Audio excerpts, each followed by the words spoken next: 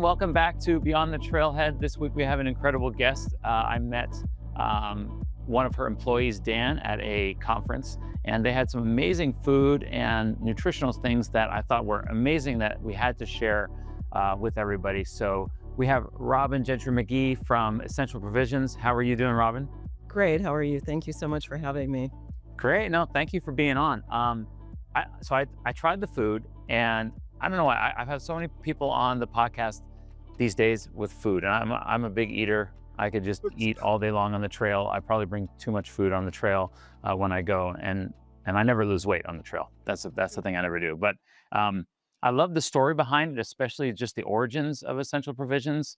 And so, I guess without further ado, if you want to just kind of go into the brand and how you guys came to be. Sure. So, Central Provisions, we produce organic, whole food, regenerative meals ready to eat, MREs, as well as sports nutrition products. We are about a year old, actually. We launched about a year ago. Yeah. So, this company, actually, the products were birthed through another company that we had formerly, which was Functional Formularies, which was a enteral nutrition company that launched in 2013. And that came about because my father had a traumatic brain injury. Oh, And so my background is food. I've been in the food business pretty much my entire career, from everything from having an organic whole food restaurant to having lines of pre-made food that local markets have carried. Always been healthy. I've done private chef work. So then it was actually when I had my restaurant, and after 5 years, I was so burnt out on the restaurant business that I decided I needed to find something else to do with my life and get out of the food business. So, restaurants are no joke. Sorry to cut you off, but no. I have a friend who owns a restaurant, and he works 24/7. And I Yep. can't even believe it. And he's only open 6 hours in the evening. So I can see why you want to break. Oh, yeah, I mean, I was working 90 hours a week, and Brian, my husband, who was my partner in everything, he was working about 90 minutes away, and he would drive up, coming straight from work on weekends, Yeah. and we were just so burnt out. So, and I tried to close a number of times, and I told our customers, like, I'm gonna, and they were like, "Oh, you can't do that. Where are we gonna eat?" Because there was no Yeah. other organic whole food restaurants in our area. Still are not, actually, unfortunately, many years later. But, was just one crazy Friday Yeah. afternoon. It was just, I was like, "I'm just done." And literally, I came home and I said, "I'm done. I'm closing the Yeah. restaurant." Went back the next morning, let my employees know, and put a "closed for business" sign, and literally just walked away. Oh, wow. It was just, I mean, we had to, get rid of everything. There Yeah. was a process after closing it, but I was just at the tipping point, Yeah. honestly. But then unfortunately, like, literally a month later, my father had an accident and suffered a very, very serious traumatic brain injury, and my parents were in Michigan at the time. And, um, Yeah. I Hey, just received a call one well, day. He had had an accident. They didn't expect him to survive the surgery, and that was just really life-changing on many wow. levels. He did survive the surgery. He started bleeding again 24 hours later. They had to do another surgery, and at that point in time, his medical team advised pulling the plug, basically because the brain injury was so severe, Hmm. believed if he lived that he would be a vegetable. So, but my background has been pretty much walking the alternative path as far as Hmm. medicine goes, which I came about really early on when I was probably around 19 due to some health issues that I personally faced. And before I could Well, make peace with saying goodbye to my father, I just started asking myself, is there anything outside the realm of Western medicine that's yeah. not being offered that could potentially help him? And there was. One of the first things that I had remembered was a conversation I had with my acupuncturist, like, years before this accident ever happened. For some reason, she was talking about bringing patients out of a coma with acupuncture. Hmm. I remembered that conversation, and I called her up, and she said, "Absolutely, it can be done." I So it don't was a take it long away. path. We tried to get an acupuncturist into the hospital, and they would not allow it Yeah. because it was against hospital policy, but there were some reflexology points that we were willing to try instead, Hmm. which we did, and my father did come out of the coma. Wow. Amazing. After 3 days of this Yeah. reflexology protocol that we did. But, he was still very sick, very brain injured, and I just continued to look around for treatments, and, he came out of the coma, but, was not thriving, and one of the things I did not even question was the food that he was being given. Hmm. Hospital, he was on a feeding tube because he couldn't swallow, Yeah. and, so I out of boredom one day, I was sitting with him, and I picked up this can that they were pouring into his feeding tube, and I read the ingredients, and I was appalled. Yeah. The first ingredient was corn syrup, and then canola oil, and then there were, like, 5 different kinds of sugar, synthetic Hmm. there's no food at all. So I just said to my mother, like, "We need to find a healthier formula. Yeah, absolutely. This is just crazy." And I thought it could be really simple to do so. Nothing. I looked literally all over the world, asked his medical team, registered dietitians, Hmm. nutritionists, "Is there a healthy formula?" Nothing existed. So I went to my DO and told him the situation, what I wanted to do, and asked I knew nothing about feeding tubes. Yeah. Why would I? And I'm just like, "Can I do this?" And he said, Yeah, you're just bypassing the esophagus. There's no reason a patient on a feeding tube has to live on corn syrup, basically." Yeah. And so then I started looking at, in addition to the brain injury, because he had been in a coma for so long, um, he had a number of secondary complications Hmm. and issues. So in trying to figure out how to get a real food into a teeny tiny feeding tube to make sure that the nutritionals that he needed every day were correct. It it was a feat, because he was also on fluid restriction. He could only have 32 ounces of food a day because he was going into congestive heart failure. Okay. So it took about, I don't know, a month, maybe 6 weeks. I kept just looking, I would just look at bookstores and books and, online and look up brain injury and food and all of the Yeah. other secondary complications and see what I could actually create that could help not only the brain injury, but other of, the issues he was experiencing, and I found a Hmm. really beautiful book called Healing with Whole Foods, and it's basically, Eastern traditions and, Western food. Okay. Uh, and the East, they look at food very differently than we do in the Yeah. West, including the thermal properties of food, which if it's damp, wind, heat, and cold, and if you have a damp condition, the worst thing you can do is have a diet that includes damp food. So Yeah. it was really intriguing to me being a food person. I never looked at food this way before. Yeah. It also looking at the healing properties of food. I mean, I used herbs and grew herbs and knew the medicinal properties of herbs, but in all of my years of being in the food business, I really never looked at the healing property of food. Yeah. So, I did with the help of this book, and I it's, like, almost 800 pages, and when I bought it and I just devoured it, I'm like, "Everything I need to create this formula isn't for my father Yeah. specific is in this book," and so I started experimenting with it, and I finally figured it out, and, it's been enough to go through the feeding tube and enough nutrition to support his body, Wow. and, I was then able to find a doctor who would write orders because he had 24-hour-a-day nursing by this time and everything Hmm. that touched his body, he had to have a order for. Yeah. So, I found an Indian doc, it was actually through a woman that used to come into my restaurant, and she did some sort of alternative brain energy work, but she worked in an MD's office, so I'm like, Hmm. "Well, he's open to alternative modalities," Yeah. so I called her and asked if he would be willing to see me and meet with me, and he was. And he was great. He said, "I know nothing about what you wanna do, but I know why you wanna do it, Yeah. and I want you to oversee the process. If all you need to do is, put a note in your dad's chart that if he passes, I'm not responsible because this he was Hmm. really going out on a Yeah. limb, for this crazy idea that he'd never heard of before. But I'm like, "Of course, he's dying anyway, so why wouldn't I?" So I did, Yeah. figured it out, we started giving it to him. We began calling the formula Liquid Hope in my family because it was literally the only hope we had at that time, Yeah.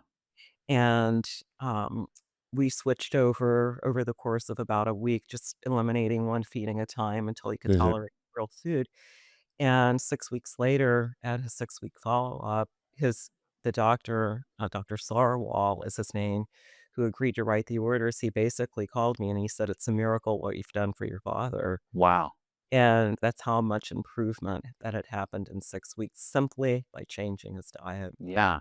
And, so I basically said, "It's not a miracle, it's are you kidding me? Like, this is what we're feeding people in this country Yeah. who are sick and dying?" Hmm. Such an awakening for me. So, um, because I was trying to change my career, then I thought the message in this whole experience and the gift from my father was to teach people how to cook and heal with food as a Yeah. chef. And so I did. I traveled around the country doing a number of certification programs, healing with food, food as Hmm. medicine along the way. But when you're at a new event or program, people ask, "Why are you here? What brought you here?" And so people found out my story and what I had done for my father, and I started getting a lot of requests for this formula. Hmm. And then I figured out, like, try to figure out how I could commercialize it and make it shelf Yeah. stable so that it would be accepted into hospitals. Yeah. And it took me 8 years, literally, Whew. to figure it out because, I mean, it was just the manufacturing, how do I do this? And one thing, and I think I mentioned it early on when you ask about small scale farms, local farms with Hmm. raw ingredients, one thing that I didn't know, and again, I've been in the food business my entire career, that large scale food manufacturing, they don't use fresh food. You can't like have a produce truck and deliver produce or meat. Hmm. Everything has to be IQF frozen, Yeah. has to come in, with all these certifications, documentations. So getting to the bottom of figuring that out, number one, and then finding a manufacturer who was willing to take on this project because they're used to dealing with multinationals. They're huge, Yeah. huge, huge. And I called one up and, after I found out finally the process that I needed to make it shelf stable with a shelf life, Hmm. um, I found there were only like 4 manufacturers in the United States that offered this type of Yeah. process. And I was turned down, turned down, turned down. I finally called one, and the sales guy said, this is an amazing story. I would really hope that we can help you. Let me talk Yeah. to people and let me call you back." And he called me back and he said, really, we wish you the best of luck, but we've never heard of this before. We Yeah. think the risk is really high for us, blah, blah, blah. So he did send me then to a really small manufacturer. This guy was kinda like a one-man shop that Hmm. did really small scale stuff just to try and work it out and see if Yeah. I could make this product shelf stable, and I worked with him for about a year, and one day he called me up and he said, "I think we're there," because I would ship it to him overnight, and then he Yeah. would we were back and forth because he was in a different state, and I get this call saying, "We're there," and I was so excited to get the product, and I'm like Yeah. so excited. I Wow.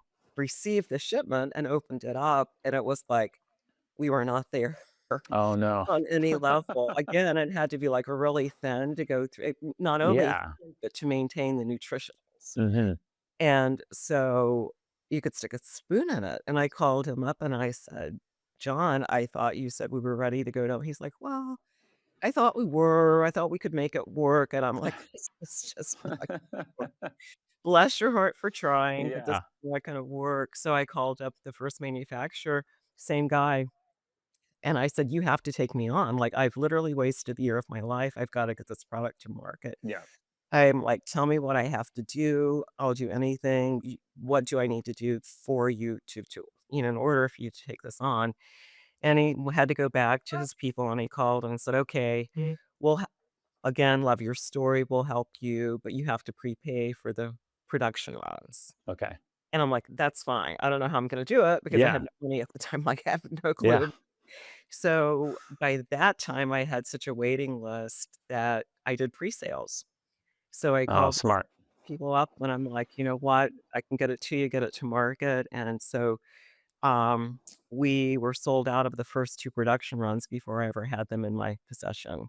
Oh, wow. So, at that point in time, the company was launched, and, um we launched in 2013, and then within probably a year and a half, we became we were covered by insurance, so the Mhm. product was billable, which was a game changer for Oh, wow. us.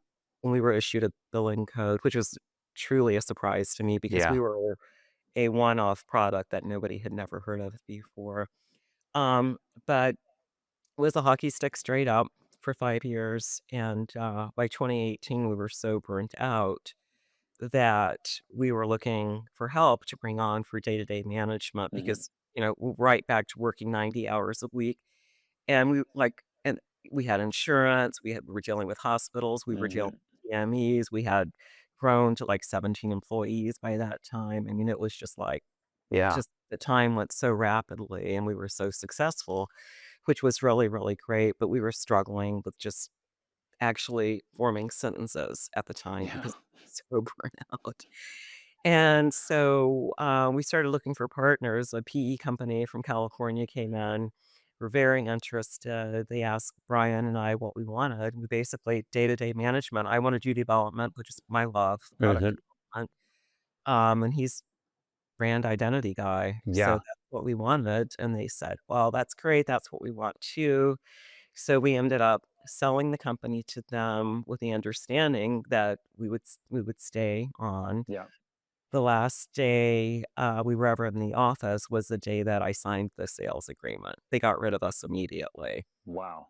They completely did not honor anything they said. It was just, Wow. "Sorry about your luck." Wow. I had no idea. Oh my gosh. That must have Yeah. been heartbreaking, especially because it's Oh, it your was your horrible. baby, you know? It was horrible, and they took my name off everything, everything. So if you can go to their website and they refer to me now as our founder. Like you will not Huh. find Robin Gentry McGee. And my name Yeah. used to be on a product, Robin Gentry McGee's functional formula, whatever. Yeah. But and they were more than happy to do it. And I don't know why or their Mhm. motives doing so, but it's just like and then it became all about the bottom line Yeah. for them, how much money they could make. And it was just it literally I mean, it took a long time to get over. It was just hard. It was a bad Yeah. experience. I hear so many people say things like that. Like you create something that you're so passionate about, and then not always, but there's a big company that comes in that they just are more money hungry. Yeah. Making money is not a bad thing, Right. right? But it's And, what you do to people along the way that's exactly, exactly. Especially when I always hear that people like they get promised something, and then a business is so big, and we're so small. Unless you really want to fight it hard, you're gonna literally sometimes go bankrupt just trying to fight it.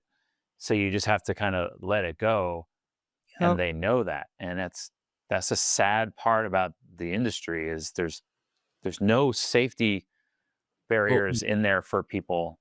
And wow, that's I had no idea. So when that all happened, was what was the period between that and then you creating essential provisions, and how did that all come about? so the, MREs, the meals Hmm. ready that we currently have, they were actually created yep. Fuel. Yeah. That was created when we had functional formularies. Oh, this is the reason it was created. I had to think back. There's so many things that happened. Yeah. It was a long period of time, but Yeah. it seemed like just pages turned so quickly. I was introduced to MREs, and which I'm not from a military family. Yeah. And as I do with everything, I turned the package over and read the ingredients. Yeah. And I was like, this is what they're feeding men and women who are protecting this country. I mean, I had the Hmm. same realization as I did when I with the I mean, I read the Yeah. ingredients and I was just like, "Whoa, are you Yeah. kidding me?" And so, Um, we then I'm like, I need to develop MREs. This is crazy. We need a solution, just like the Yeah. feeding tube people needed a solution. So we started going down that path and went to a couple of military feeding program shows, which they have twice a year. And from there, we met a lieutenant colonel, I believe, at Wright. He was at Wright, but we're in Ohio, not far from Wright Pat, Hmm. and he was an ultra marathoner, and he became a huge proponent. By that time, we'd run the product and had samples, Yeah. and he loved the product. We were then invited to I don't remember, it was like Warrior Weekend or something that they bring in new technologies Okay. from lasers to food and tests, a 3-day weekend at Wright Pet. So we were invited there and able to test them with special forces. And they were really, really very well received. Yeah. But when we sold the company, the rights to everything went to the PE group who purchased functional formula. Oh, But per my contract, if they did not commercialize them in 3 years, I received the rights to them back. I see. So they failed to commercialize them, and I got the rights back up 2 years ago, Oh, that's great. and I'm like, "There's still a huge need for this, Yep. so I need to try and do it again."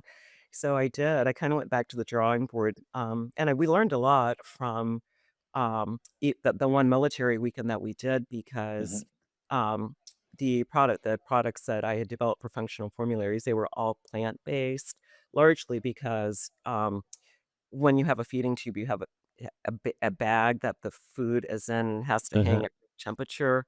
So, there was no way to solve the solution or to solve the problem of the hang time and potentially bacteria with Oh, meat. I So, see. in that it's plant-based formula. Yeah. So the products I developed at the time for the military were also plant-based, and the feedback was, "These are great, but we really need meat." Yeah. So, when I went back to the drawing board, when we got the rights to them back and began development again, then that's when I started looking at meat, as a solution to that, and it's great, and, Yeah. we're really, really, as I mentioned, picky about the products. Currently, we have, 2 products that are meat, both bison, Hmm. and the reason they're bison because that was the first meat that we could source of the quality that we would use. Okay. Yeah. Because, again, looking at it's a small farms that are doing regenerative farming, the clean food that we Hmm. all want to use. I'm sorry. No, No, somebody's it's at okay. but, that, that people that we're looking for, so now we have been able to source. Since then, we now have 2 chicken products in development, and 2 smoked salmon products in development, Oh. and we'll be doing more, and the really cool thing that we are just most recently involved in, I was contacted by a gentleman on LinkedIn. His name's Swan Whiting. He has the Hinterland Institute. Hmm. He is, military reserves currently, but he's also a farmer. Yeah. And his institute, the Hinterland Institute, they have developed a program, and they're reclaiming, DoD land, and turning it into regenerative farmland and working Oh. with military personnel, Okay. former and current military, training them in regenerative farming. So the ultimate goal is that Essential Provisions will be purchasing the the food or the products, the meat and produce that are being grown, by military, turning it back into MREs, Oh, selling it back to the military. that's cool. I mean, that's like it goes full circle, right? Like Full circle. I hung out with the Marines back in 2010 for about a week, and just watching them. I was shooting photo and video when the earthquake happened in Haiti, and so I was embedded with the Marines and then with the Canadian Army, and it was funny watching them trading MREs.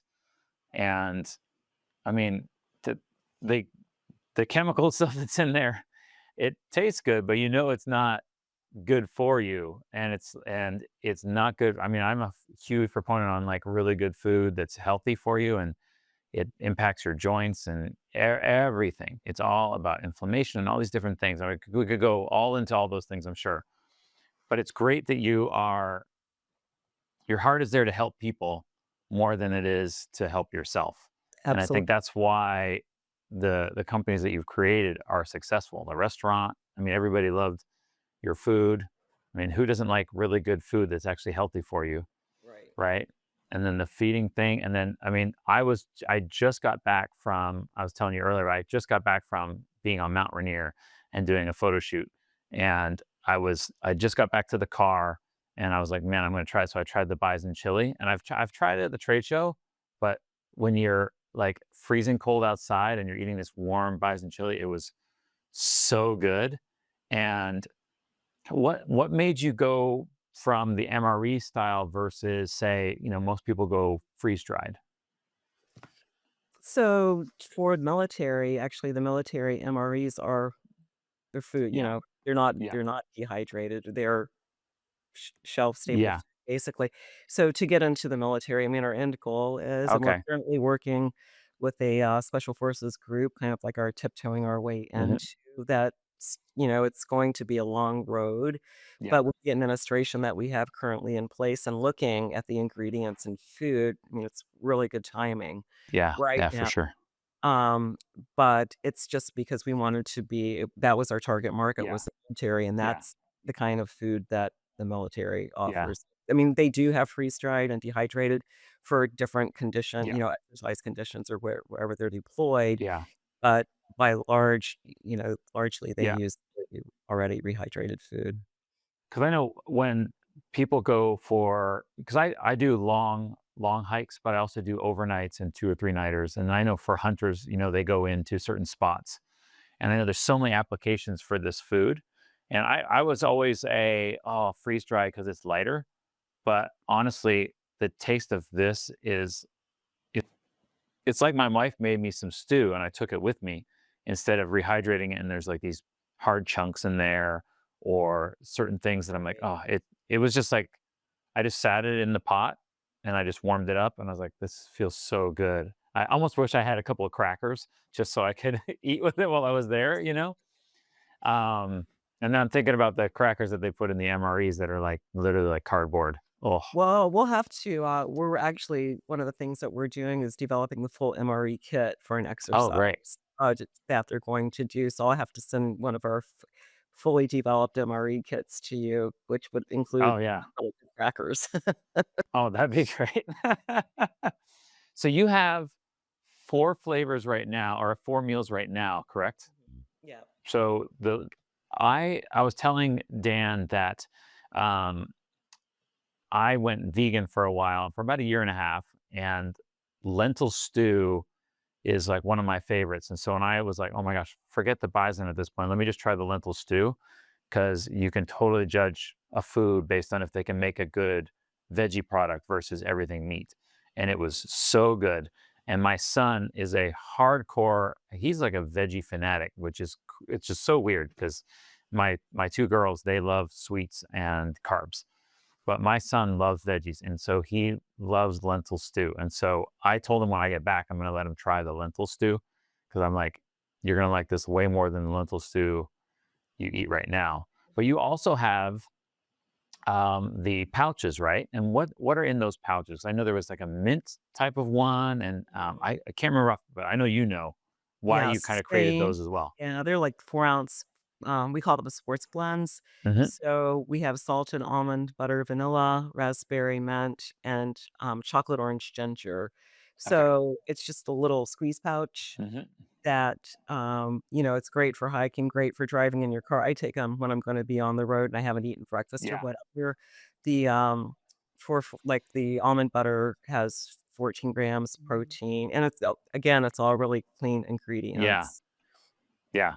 I mean, I love the fact that it's clean ingredients versus just trash. I think my wife and I were just talking, and the people that I was staying with when I was in Seattle, he's going to be a heart surgeon. So we were just talking about inflammation and all these different things, and I was telling him like, um, it's great in his perspective as a doctor. Usually, the doctors are like, you have to do this, and they don't ever talk about nutrition first, right? It's always like, hey, take this medicine, do this surgery, Yep. and it's not, hey, maybe you should change your diet. Maybe you should stop eating all this Mhm. fake sugar and all these different things. And that will tone down your inflammation and that will cause your gut to get straight and all these different things and your gut health and everything. So, um, it's I just wanted to say thank you for making a really good healthy product, first of all.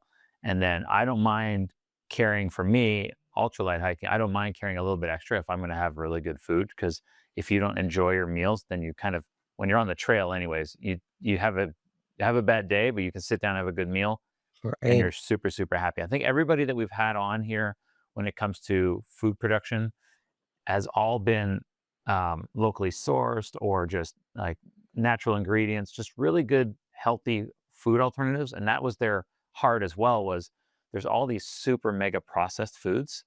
And how can I make better foods that make people feel Right. healthy? Exactly. So so going into, I guess, backing up a little bit to that, oh no, they kind of stole your product, it took your name off of it and everything else. What are some lessons that maybe you could tell somebody else, like, hey, oh my goodness, if you're ever in this situation creating a product or a service or something like that, what are some protections that you're like, hey, this is, I learned this, protect yourself with this? What would you say? Well, number 1, you have to trademark everything. And if you're Uh-huh. launching so many people do that too, who not really have, a good business advisor or have had previous businesses. I mean, trademarking is so important because especially in the age of everything's on the internet for the taking. Yeah. We had it happen even though we are trademarked, Mhm. to rip off our name, but if at least if you're trademark, you can take legal action if you choose Yeah. to. Okay. So that's number 1, protect yourself at all time. Um, as far as sourcing, I mean, you really need to understand where your raw ingredients are coming from, and most companies will send COAs, when you're working with them, certificates of analysis. Mhm. So it's so important, and we're independently third-party tested. We choose to do so because transparency and clean food is so important to us. Yeah. So we third-party test for PFAS, glyphosate, heavy metals, trying to check all the boxes because for me, um, like, I could retire right now if I wanted to, Mhm. but that's not my goal in life. My goal in life is to provide service and help people and try and make this world a better place. Yeah. It's not about making money, and it's why we use the highest quality ingredients that we can source Yeah. anywhere because that's that's the mission. It's to try Yeah. and help, number 1, heal the earth and heal people in the process because we're, living in some seriously, challenging times right now. Yeah. But you're absolutely right about medicine.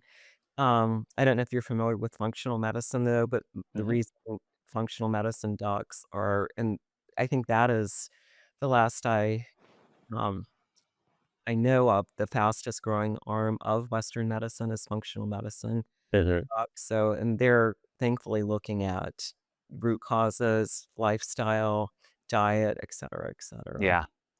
Yeah. My friend who's doing the heart surgery, becoming a heart surgeon, um, we talked about, um, it's funny because I told him, I was like, well, we still need doctors to perform like these heart surgeries and these different surgeries that before you wouldn't ever survive. But if we have those, if we have like a good marriage between like the functional medicine and then doctors being taught like other things, then we won't just be pumping pharmaceuticals in our bodies like crazy. I know I have a lower back issue, and I went to a chiropractor, and I loved my chiropractor, but then he adjusted me when I was really really sore, and he slipped my disc even more.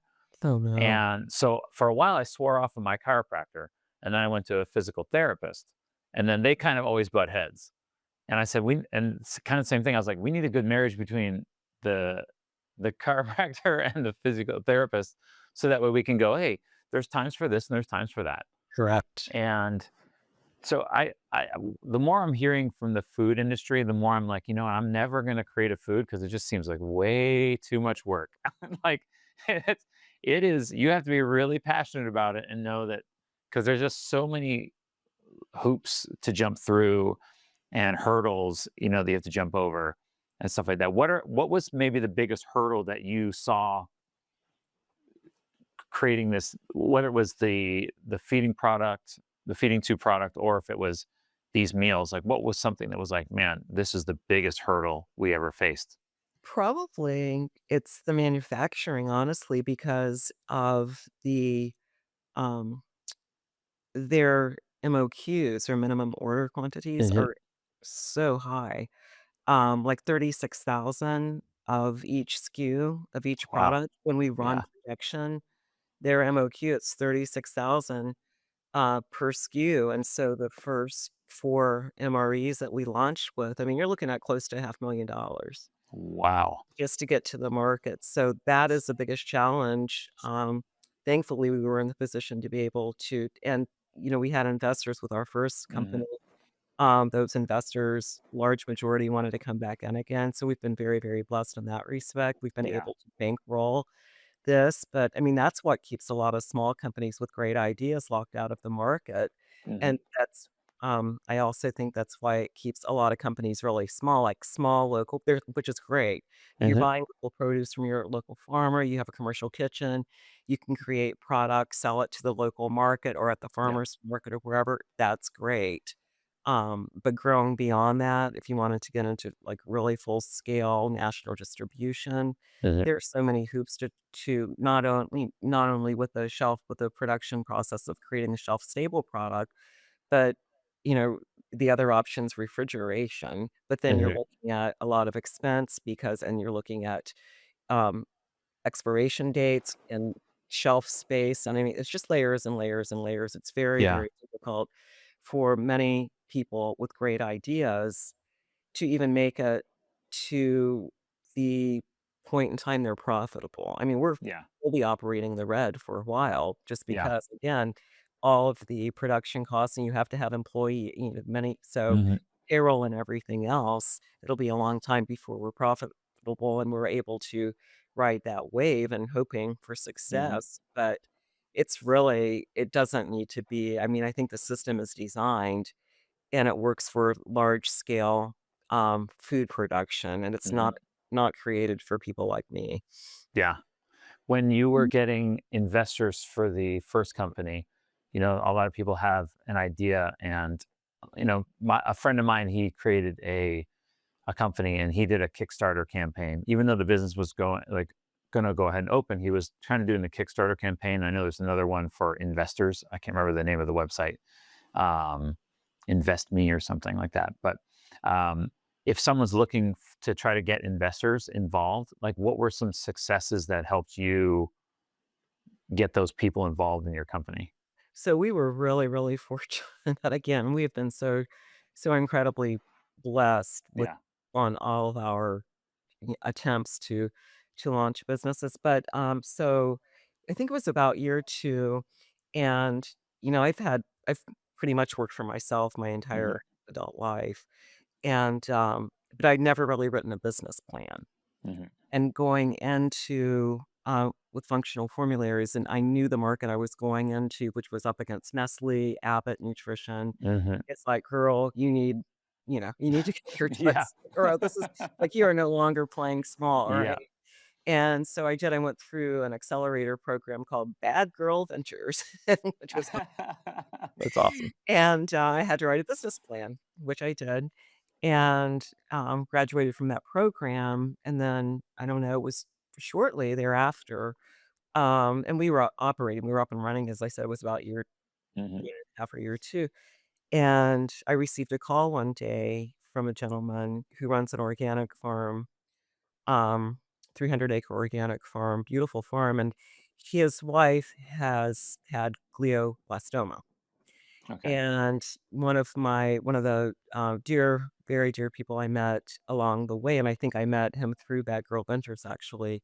He's a neurosurgeon, very well world-renowned neurosurgeon, and he had, operated on this gentleman's wife for Hmm. her brain cancer. And so Robert is his name, the gentleman who called me, and he said, Robin, this is Robert, blah, blah, blah. He's like, I just want to tell you, John too introduced me to your product, and it's amazing what it's done for my wife. Like she Yeah. could go through rehab. She was struggling with weight. She was just really, really suffering. And he started using Liquid Hope for his wife, and it Oh, literally wow. night and day within a very short time. I mean, the same Mhm. thing we saw over and over and over again with functional formularies. Yeah. And he said, "I'd love to meet you. Would you come down to the farm and meet with me?" And I said, "Sure." So Brian and I went to the farm, which is about an hour away from us, and just sat and Pop, talked with pop. him, for the afternoon. And he said, "Are you gonna take investors?" And we were so we grew so rapidly, we really didn't need Yeah. investors, thankfully. But I said, "Well, we've thought about it," and we were selling into Canada. We had just started trying to get, a trademark for Canada. We were getting Mhm. from other countries. So, although we didn't need the funding, I thought it would be really good to have a nest egg in case we needed it. So I Yeah. said, "Sure, I'll consider it." And I was able to send him my business plan, which was really business plan to send to him. I sent it to Yeah. him, and he called me like a day later, and I thought he was gonna say, "Oh my god, this is horrible. You should just, like, stop." And he's like, "I'll take $1,000,000 for the blah, blah, blah," and he had, like, 4 other people. So, Wow. literally overnight, without trying, we raised $1,600,000. That's incredible. But the most incredible thing is because I'm a type 1, and I'm like, I never wanna lose any business money for Yeah. them, like, I Yeah. can't even imagine. But we still had that 1.6 in the bank when we sold we never touched Wow. it, so That's cool. so as far Wow. as, getting investors, I mean, I just think it's right time, right place, Yeah. honestly, and I think that is why a lot of people go down the PE, Mhm. private equity, or the venture capitalist, VC Mhm. route. But just know, I mean, in my experience, and I knew, like, I had heard enough, um, going into looking, um, even when we were looking to bring on partners, that VCs have a really, really bad reputation if they're Mhm. sharp. When they just are, they'll come in and take your business down even. I Mhm. really early on, before I think I ever launched, there was a group that approached me, and they loved the concept so much. They were like, they offered me $1,000,000. "We'll give you $1,000,000. Yeah. We're gonna get somebody else in place, blah, blah, blah." And I'm like, "Hell no, you're not gonna Yeah. what are you doing?" And so I didn't take that, but, just, know basically who you're gonna be dancing with Mhm. you, when you go looking for investors. We are very fortunate, Yeah. with the investors because there are silent investors, and then there's also investors who will come in and try and tell you how to run the company, Mhm. which can cause a lot of contention and ill will. Thankfully, we never dealt with any of that. Yeah. But I think it's really a luck of the draw unless you know someone really well, Yeah. whether it's taking on a business Yeah. partner, or an investor in your business. Yeah. I feel like sometimes it's those heart touching stories like that one investor that it really hit home and he was like, this is something he believes in. And when someone Absolutely. believes in it, I Yeah. think those are really good investors because then they really believe in it and they're going to let you, Yep.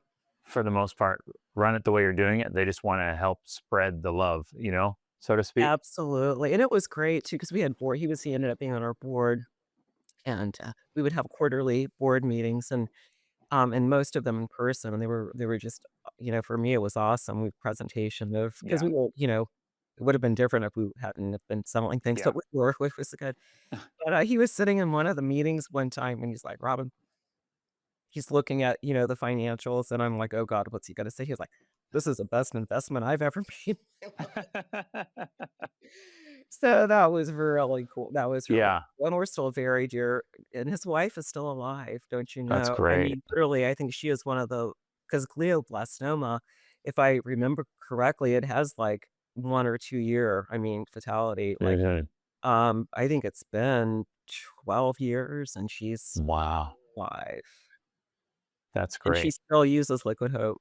Yeah.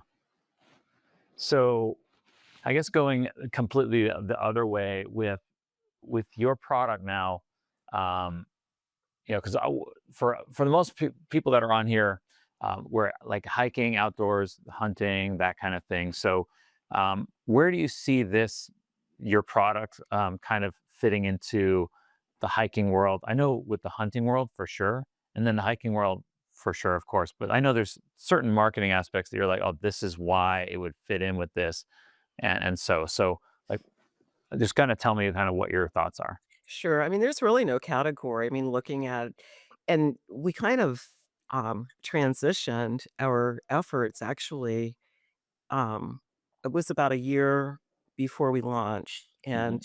we were again, our goal really was the military. Hmm. That was the kind of our, you know, one focus at the time, Hmm. and we made our way to the head RD who makes the decisions for the military feeding program, and spoke with her, our and we have an amazing medical team, functional medicine doc, nutritionist, Hmm. protein expert. So our, medical nutrition team was on the call, and we had a call, and she listened intently. We were telling her regenerative, organic, just the ingredients, the Hmm. protein, everything, and then she said something to the effect of like, "Well, that's great, but I really don't care where your products come from. I don't care that your products are, non-GMO. I don't Yeah. care if they're organic." It was just basically, I could care less about the quality Mhm. of your products, and it was really jarring to me, but I'm like, "Whoa, wow, so much for that idea of getting Yeah. military." And, one of the people we were working with consulting at the time had, experience in getting products into the military, and she basically said what that conversation translated to was that we're not gonna pay the price for your product because obviously our Hmm. product is much more expensive than what they're Yeah. paying for processed food MREs. So, we changed our focus then, and then we started identifying other markets, hunting, fishing. I mean, Yeah. you literally, you name it, all Hmm. outdoors, but just moms who are busy and wanna feed their Hmm. kids healthy. I mean, we have the MREs for dinner from time to time, throw together a salad and heat it up. It's like the Yeah. easiest, healthiest meal you'll ever have. But, as far as backpacking and packing in, for your talk about the weight issue, like, it's not, because I've done the math on unless you have an identified water source or a Hmm. water filtration system that you're carrying in with Yeah. you, our product to meet the required per calorie per adult per day, um our product is lighter by the time you Yeah. carry the water that you need to rehydrate the freeze-dried or dehydrated Hmm. food, and also, the dehydrated food especially, I think it's like 60% of the nutrients are lost in the dehydration process. Yeah. That's what Dan was telling me. That's why I was interested. I was like, oh, I had no idea. Yeah. Yeah. So, so I think people always think that when you go hiking, everybody, depending on the industry, people think, oh, everybody goes hiking for hundreds and hundreds of miles. But I think on average, most people only do 1 or 2 nights, right? And that's usually, they're usually, most of them are, when it comes to hiking, they're weekend warriors. They get off work, they go hiking Friday, Saturday. So most people can carry, God, it's not, I mean, when I weigh the two compared to a dehydrated meal, it's not that much difference.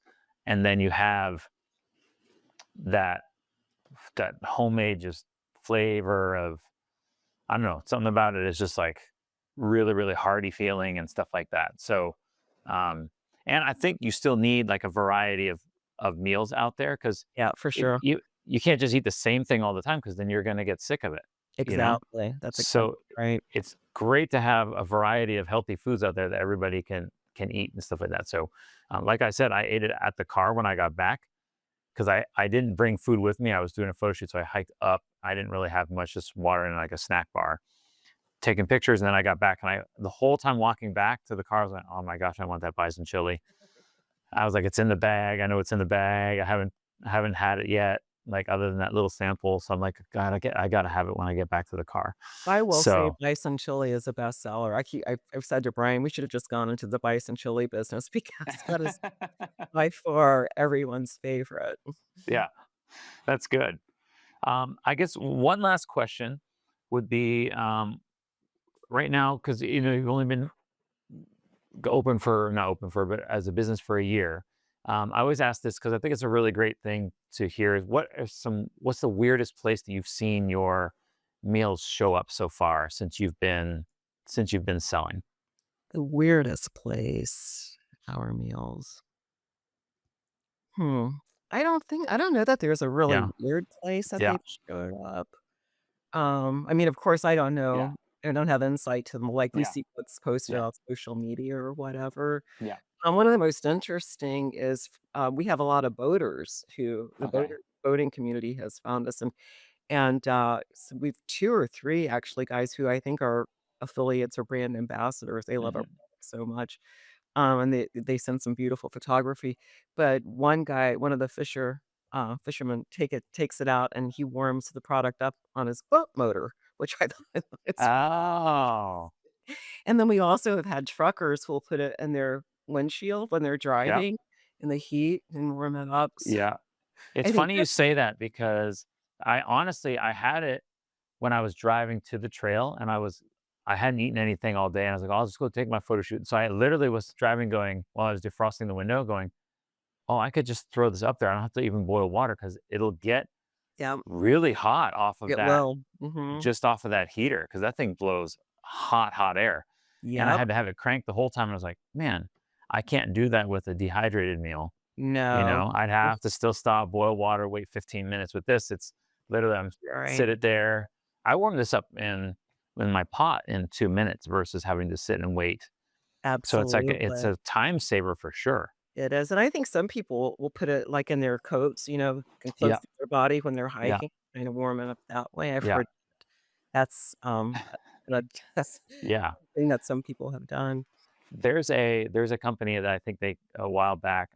I'm gonna say it was Gossamer Gear or a backpacking company, and they for an April Fool's joke or something, they came out with the crotch pot, and it was basically a bag that you would put your dehydrated meal in, and you would put it down Oh, in your gee. warm area there, Oh, and you would warm it up, and then people actually wanted it, and they actually that's came out with it.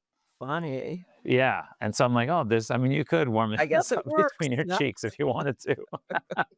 Doesn't seem too, appetizing to me, but hey, Yeah, whatever. yeah, you'd be surprised when you're out on the trail for a long time, the Oh, things that you'll do to warm up food. no So, kidding. That's true. um, so I guess what's, one thing what's one legacy or impact you hope to leave on the outdoor space or the food space? I think the as with functional formularies, going Mhm. back to that business, we literally changed clinical nutrition Yeah. globally. Like now, um, if you go to the hospital or you have um, a patient who's on a feeding tube, it's very easy to get an organic, whole food, real food formula. Before, I launched, functional formularies. Literally, I had registered dietitians in the process because, as I said, people found out what I was doing and trying to get the Mhm. product long before it came to market. I had registered dietitians calling me up telling me that you can't give people on a feeding tube real food, you'll kill them. Yeah. Was the mindset then in the RD community. And so that's out the door, and Mhm. literally, Danone International, they just purchased functional formularies back in March.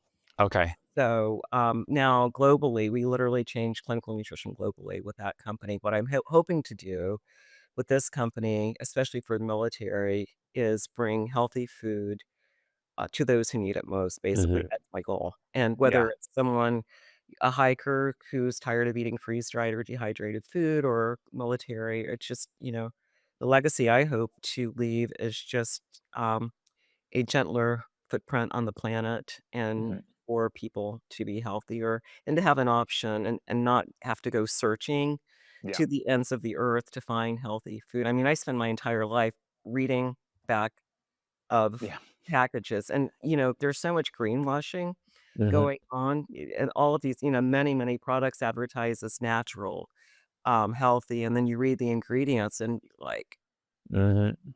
it by Yeah. no way is it. It's just and people don't even know the questions to ask, and a lot of Yeah. that was education, and that's why, as with the first company, we have an amazing medical team. We do a lot of, podcasts.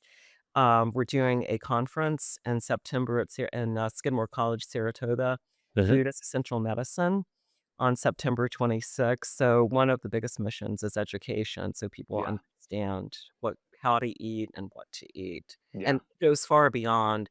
It's not about selling our products, it's about creating healthier communities. Yeah. That's great. I love it when people have a good heart for other people. So Yeah. thank you for creating all that stuff. Yeah. Welcome. So I guess now I'm gonna completely shift gears and just go into our little kind of rapid fire round. I'm gonna ask you a few questions to get to know you a little bit more. Some of them will be kind of outdoorsy questions, and then just kind of random questions that maybe you'll be able to answer in one word or just like a sentence. Okay, All right. sounds fun. All right. Here we go. Favorite national park? Oh, favorite national park. Hmm, that would be a good question. I'm trying to think of the national parks I've been to. Yeah. And Arcadia, probably? Okay. I've never heard anybody say Arcadia yet. I've heard Oh, of Arcadia. oh. So yeah, I heard it's really pretty there. All right. Next question is the last thing you Googled related to your business. Last thing I Googled related to the business. Probably raw ingredients. Raw ingredients. Okay. Um, what's if I'll ask you this one: if you could collab or make a smash with some other brand, what brand would you love to collab with? Death water for sure. Yeah, Def Water. Because I love the brand because they're so different. Yes, that's cool. All right, one word your team would use to best describe you. Headstrong? Headstrong. That would be my guess. You'd have to check Yeah. with them to be sure. I'll email Dan later and I'll ask, and then Ask he'll him, he'll yeah. give me the truth. All right, early bird or night owl? Oh, early bird. Yeah. How early? 3:30, 4:30. Wow. Oh my goodness. I don't think I could.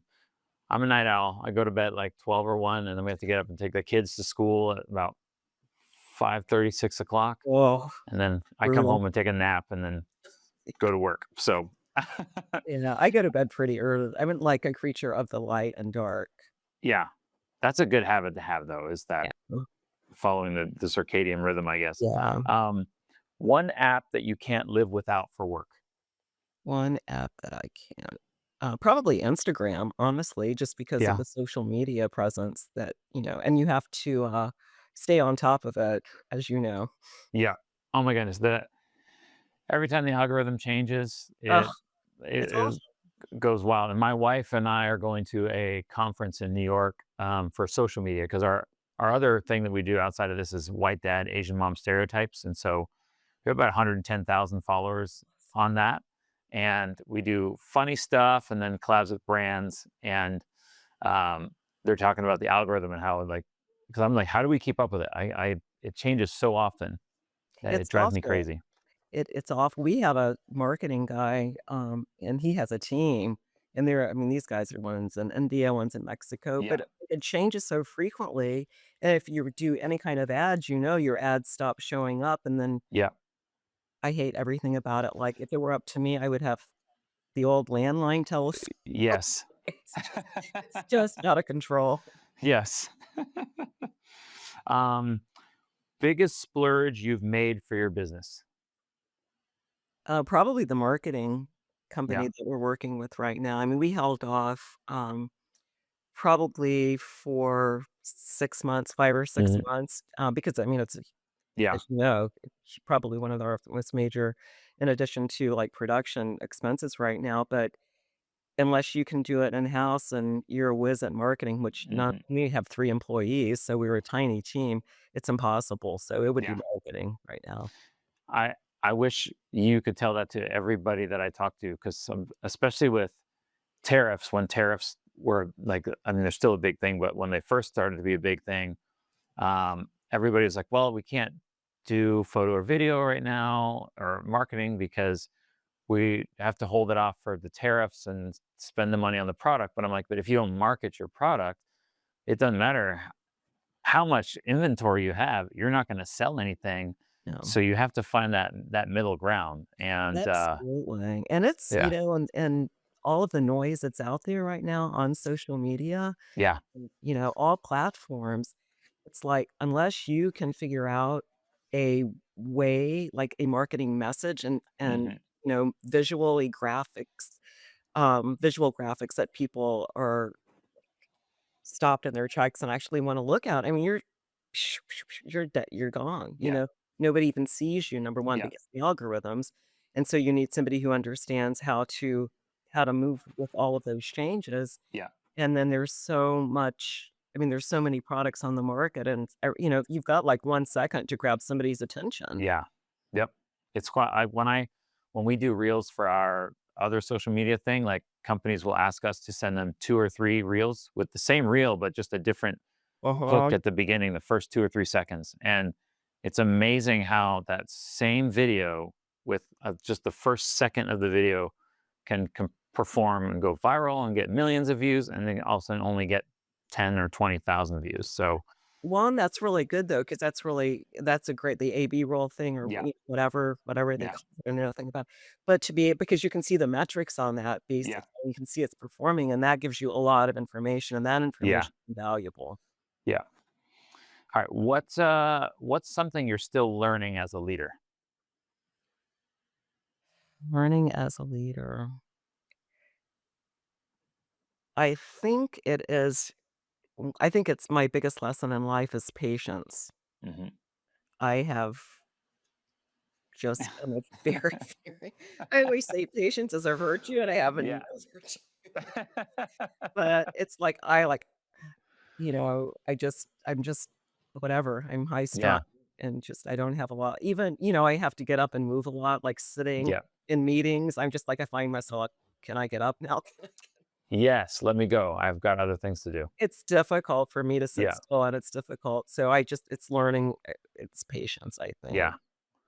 Well, that's great. Well, Robin, I thank you so much for being on and just being so informative and letting people know. And again, after I leave all these different conversations I have with people, my brain just goes, it's overloaded with stuff. I'm like, okay, I'm glad I'm talking to people that are doing it because I don't know if I have the bravery to go and spend $500,000 and all these different things, um, and stuff like that. So if people are looking for essential provisions, where can we find you guys online and on your socials? Centralprovisions.com, and I think Instagram is Central Provisions LLC, and Facebook's Central Provisions. Okay, great.